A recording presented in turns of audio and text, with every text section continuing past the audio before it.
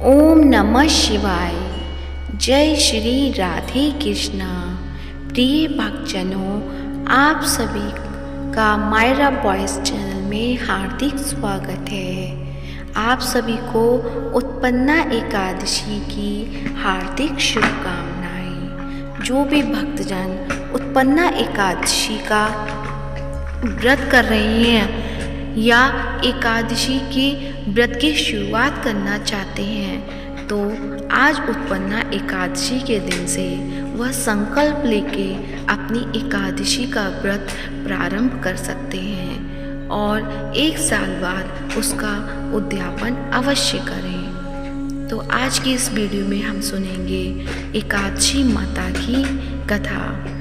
सभी एकादशियों पर एकादशी माता की कथा को अवश्य पढ़ना या सुनना चाहिए। तो आइए सुनते हैं एकादशी माता की कहानी। तो प्रेम से बोलिए एकादशी माता की जय हो। एक बार एक राज्य में एक राजा रहा करता था।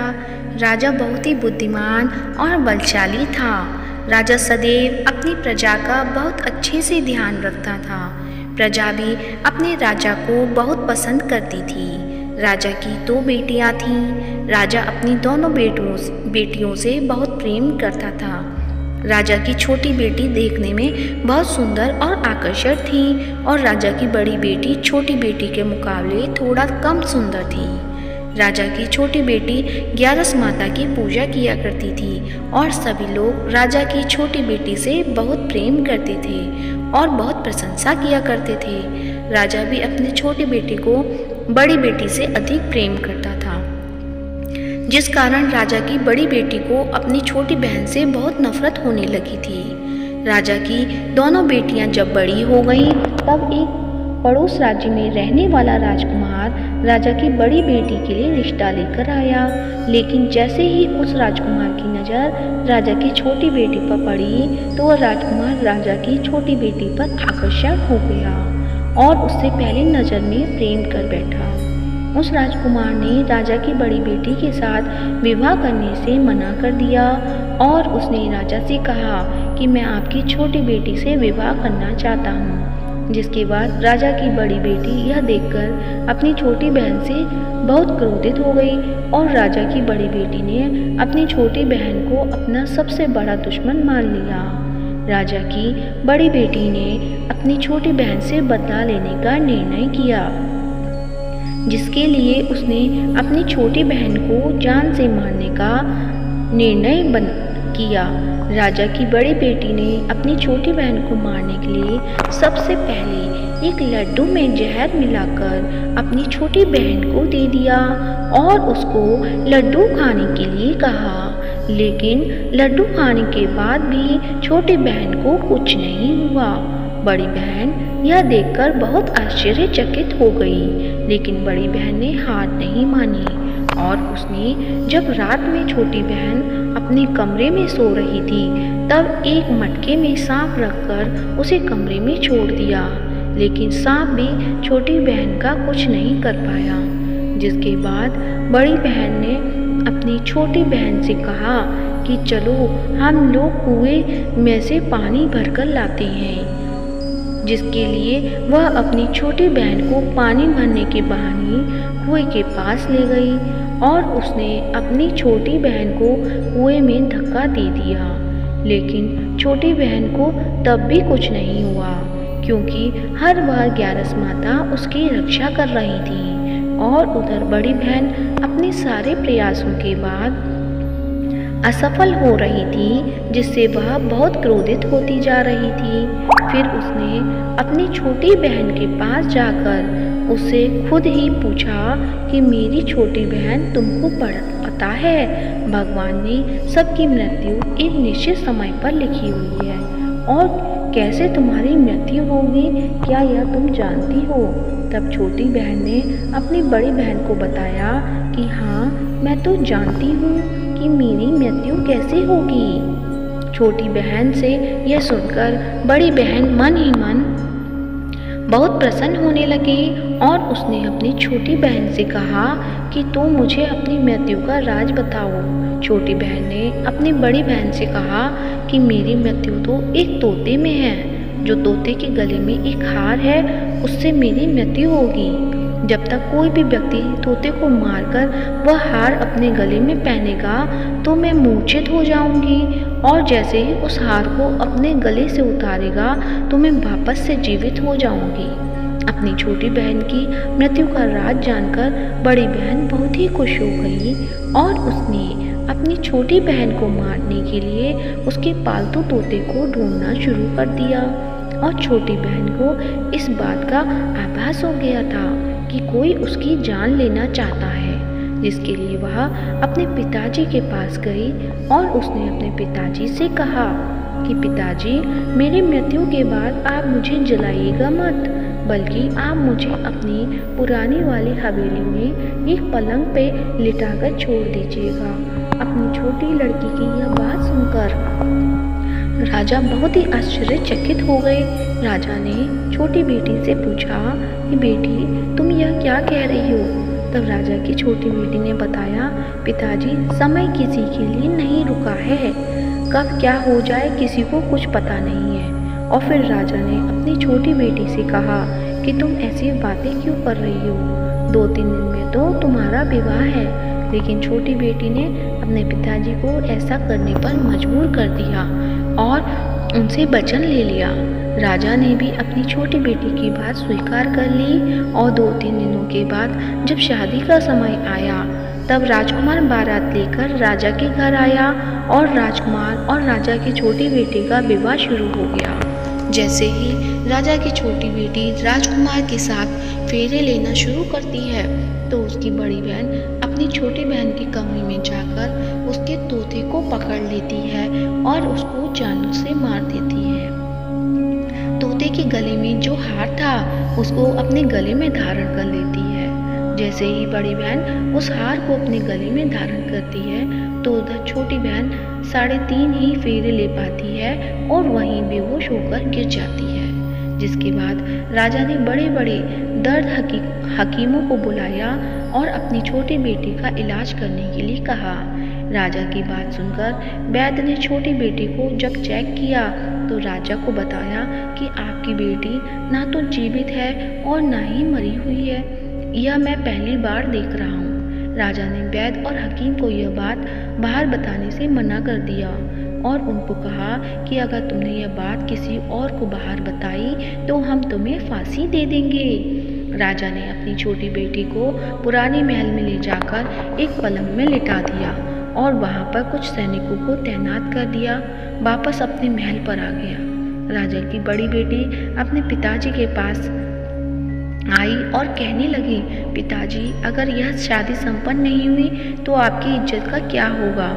आप कहें तो मैं आपकी इज्जत बचाने के लिए राजकुमार से शादी करने के लिए तैयार हूँ। जिसके बाद राजा ने अपनी बड़ी बेटी की बात मान ली और राजा ने बड़ी बेटी को छोटी बेटी के कपड़े पहना कर मंडप पर भेज दिया।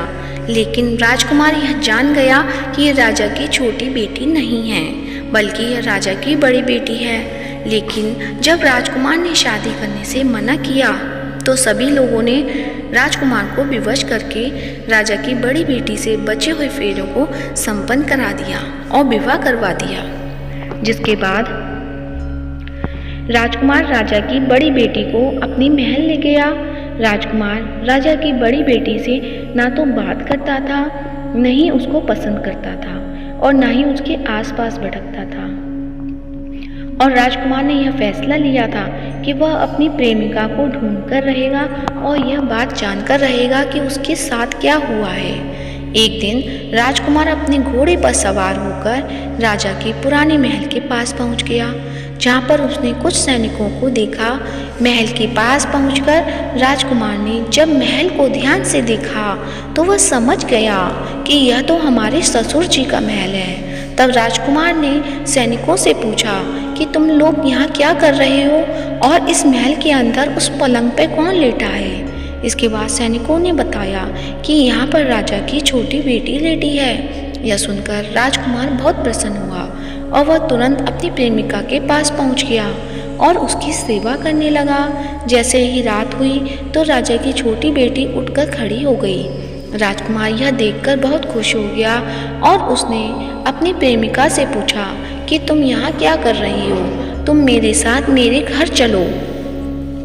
राजा की छोटी बेटी ने राजकुमार को सारी बातें बता दी कि मेरी जान एक तोते में बसी थी और मैंने यह बात सिर्फ अपनी बड़ी बहन को बताई थी और मुझे पता है कि उसने ही मुझे मारने का प्रयास किया है। उसके पास एक हार है जिसको वह सुबह पहन लेती है और रात को उतार देती है। जब तक वह हार को पहन लेती है तब तक मैं मूर्छित रहती हूँ और जैसे ही वह हार को उतार देती है तो मैं जीवित हो जाती हूँ और जब तक मेरी बड़ी बहन के पास वह हार है तब तक मैं ऐसे ही जीवित और मूर्छित होती रहूँगी। अगर मेरी बड़ी बहन के पास जो हार वह मेरे हाथ में लग जाए तो मैं हमेशा के लिए जीवित हो जाऊँगी। राजकुमार यह बात सुनकर राजा की छोटी बेटी के पास रहने का निर्णय ले लिया और उसने अपने बचे हुए सारे फेरे उस पलंग पे लेटी राजकुमारी की छोटी बेटी के साथ ले लिए और अपना विवाह पूर्ण कर लिया और वहीं पर ही रहने लगा। देखते ही देखते कुछ समय में राजा की छोटी बेटी और राजकुमार की पत्नी पेट से हो गई। एक दिन राजकुमार को किसी काम से बाहर जाना पड़ा, तब छोटी बहन के पेट में बहुत तेज दर्द होने लगा, जिसके बाद उसने ग्यारस माता का आवाहन किया। जिसके बाद वहाँ पर ग्यारस माता प्रकट हुई और उन्होंने अपने भक्तों के दर्द को दूर किया और एक पुत्र की प्राप्ति करवाई और वहीं पर अचानक से राजकुमार भी आ गया। राजकुमार ने ग्यारस माता को देखा तो वह आश्चर्यचकित हो गया और उसने तुरंत माता को प्रणाम किया और ग्यारस माता ने राजकुमार से कहा कि जब तुम्हारा तो 5 वर्ष का पुत्र हो जाए तो तुम अपनी पत्नी का हार आकर इसके गले में डाल देना। और देखते ही देखते राजकुमार और राजा की छोटी बेटी का पुत्र 5 वर्ष का हो गया। तो राजकुमार अपने बेटे से कहता है कि बेटा, मैं कुछ काम से बाहर जा रहा हूँ, तुम अपनी माता का ध्यान रखना, और वहाँ से चला जाता है। राजा को बाहर निकलता देख बड़ी बहन के सैनिक देख लेते हैं और बड़ी बहन को जाकर सारी बातें बता देते हैं। जिसके बाद बड़ी बहन अपनी छोटी बहन के पुत्र को वहाँ से उठवा लेती है और उसको मरवा देती है। छोटी बेटी के पुत्र के 2 टुकड़े करवा देती है। पहला टुकड़ा चक्की के पास छिपा देती है और दूसरा टुकड़ा अपने पलंग के नीचे रख देती है। अब ग्यारस माता भिखारिन का रूप लेकर आती हैं। एक भिखारी का रूप रखकर बड़ी बहन के पास चली जाती हैं, जिसके बाद वहाँ पर भिक्षा मांगने लगती हैं। बड़ी बहन अपने नौकरों से कहती है कि जाकर भिक्षा दे दो, लेकिन उसने ही जैसे ही नौकर ग्यारस माता को भिक्षा देने के लिए आते हैं तो माता उनसे मना कर देती हैं और कहती हैं कि मैं तुम्हारी महारानी से ही भिक्षा लूँगी। जिसके बाद बड़ी बहन स्वयं ही भिक्षा देने के लिए माता के पास आती हैं। तब माता एक बिल्ली का रूप लेकर उसके कमरे में चली जाती हैं और वहाँ पर छोटी बेटी के पुत्र के 2 टुकड़ों को आपस में जोड़ देती हैं, जिससे वह जीवित कर देती हैं और वहाँ से चली जाती हैं। राजकुमार अपने बेटे को लेकर अपनी पत्नी के पास जाता है और कहता है कि तुम इसका ध्यान रखना, अगर तुम इस बच्चे का अच्छे से ध्यान रखोगी तो मैं तुमसे बात करूँगा।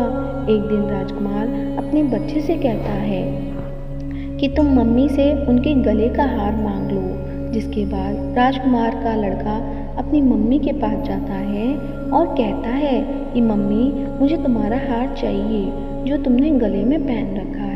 यह सुनकर पहले तो बड़ी बहन बहुत क्रोधित होती है, पर उसको याद आता है कि राजकुमार ने कहा था कि अगर मैं इस बच्चे का ध्यान अच्छे से रखूंगी तो वह मुझसे बात करेंगे, जिसके कारण वह हार को उस बच्चे को दे देती है और वह तुरंत हार को ले जाकर अपने पिताजी को दे देता है।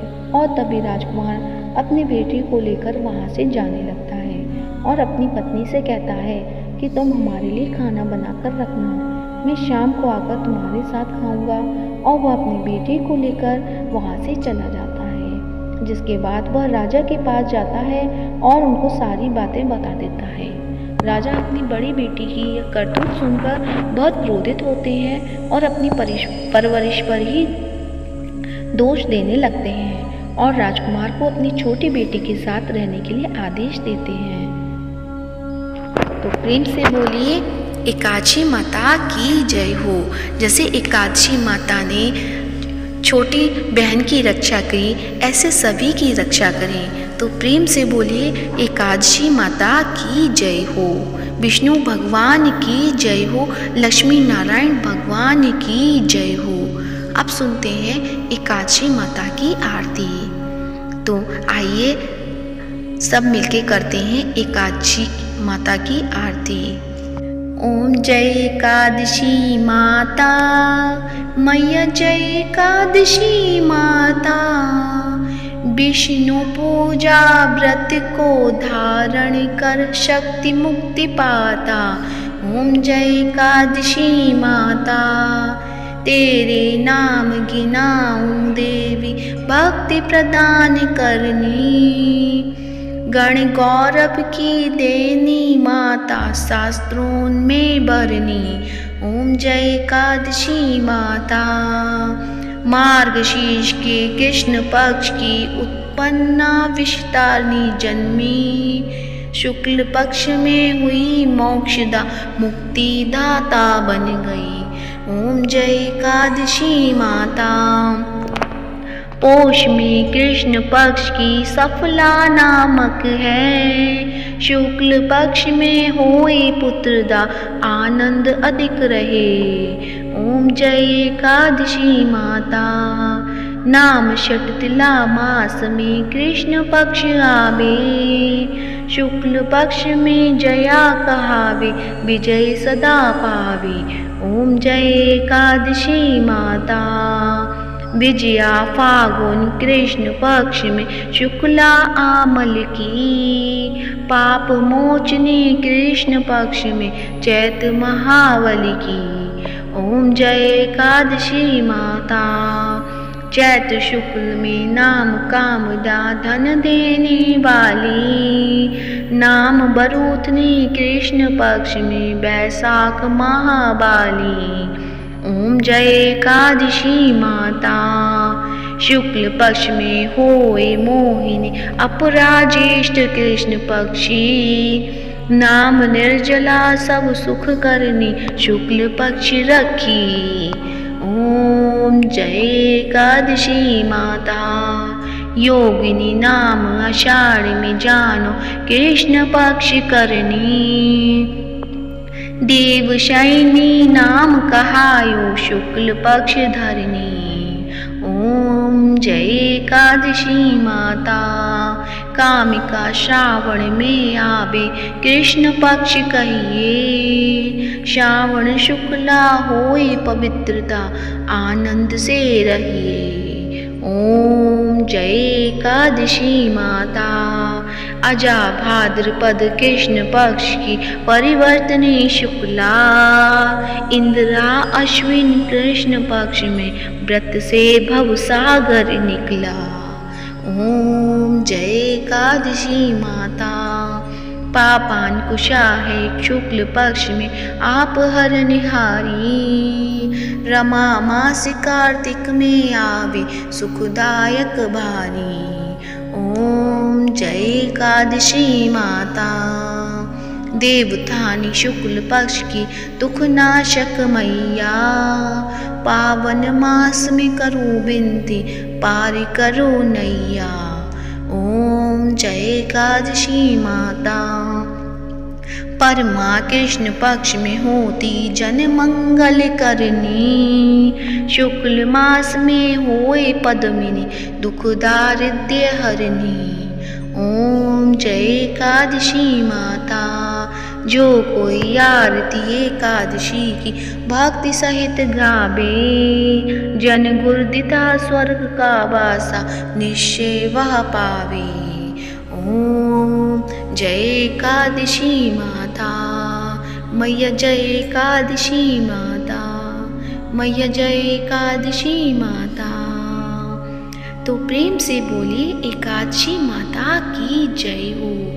विष्णु भगवान की जय हो, लक्ष्मी माता की जय हो, विष्णु भगवान के अनंत स्वरूपों की जय हो। प्रिय भक्तजनों, आप सभी को और आपके परिवार को उत्पन्ना एकादशी की हार्दिक शुभकामनाएं। आशा करती हूँ आप सभी का उत्पन्ना एकादशी का व्रत शुभ और मंगलमय हो।